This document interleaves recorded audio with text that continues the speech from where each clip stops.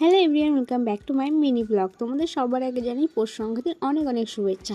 তো তোমাদের কেমন করে পৌষ সংক্রান্তি কাটলে, কতটা আনন্দ করে তোমরা পৌষ সংক্রান্তি কাটালে অবশ্যই কিন্তু কমেন্ট করে জানিও। আমাদের কিন্তু অনেক ভালো পৌষ সংক্রান্তি কেটেছে।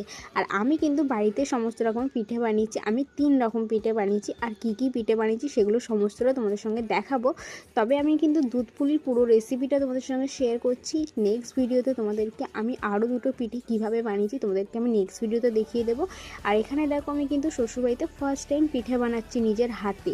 তাও আবার আমি একা বাড়িতে একাই ছিলাম। আর আমার ছোট্ট ঠাকুরপো ছিল আমার সঙ্গে, মানে রিজু আমার পুরো ভিডিওগুলো ধরে দিয়েছে। তো দেখো ওই কিন্তু ভিডিওগুলো করে দিয়েছে, তাই একটু মানে সাইড হয়ে গেছে। তো তোমরা একটু প্লিজ অ্যাডজাস্ট করে নিও। তো যাই হোক, এখানে দেখো আমি কিন্তু প্রথমেই আটাটা মেখে নিয়েছি। চালের গুঁড়োটা কিন্তু আমি রেডিমেডই কিনেছিলাম। চালের গুঁড়োটার মধ্যে আমি নুন আর একটু উষ্ণ গরম জল দিয়ে কিন্তু আগে মেখে রেখে দিয়েছি, কিছুক্ষণের জন্য রেস্টে রাখলাম। তারপরে এখানে আমি নারকেলটাকে ছাই মারতে চলে এলাম। এখানে নারকেলটাকে আমি কিন্তু চিনি, গুড় আর একটু দুধ দিয়ে কিন্তু ছাই মেরে নিয়েছি। কিছুক্ষণ ধরে জাল দিতে হবে একটু লাল করে।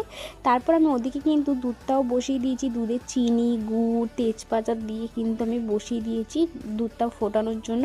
এখানে যে আমি আটাটা মেখে রেস্টে রেখেছিলাম, এখন কিন্তু আটাটা আমি গোল্লা করে এরমভাবে নিয়ে নেবো।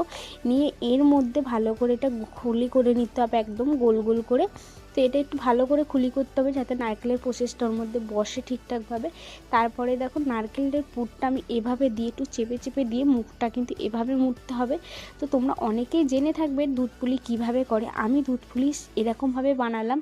তোমরা যদি কেউ এরকমভাবে বানিয়ে থাকো অবশ্যই কমেন্ট করে জানিও, বা অন্যভাবে যদি কেউ বানিয়ে থাকো তাও একটু কমেন্ট করে জানিও। নেক্সট ভিডিওতে আমি ওটাই করার চেষ্টা করব। আমার এখানে পুলিটা কিন্তু একদম রেডি হয়ে গেছে, সমস্ত পুলিগুলো।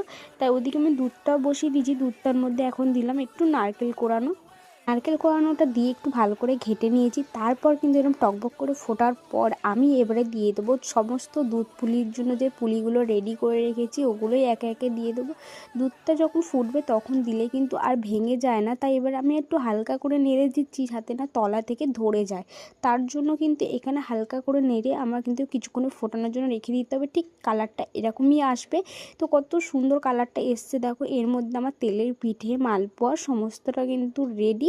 তো এই ভিডিওগুলো আমি অবশ্যই নেক্সট ভিডিওতে তোমাদেরকে দেবো। কেমন হচ্ছে অবশ্যই কমেন্ট করে জানিও, ভালো লাগলে লাইক করে দিও।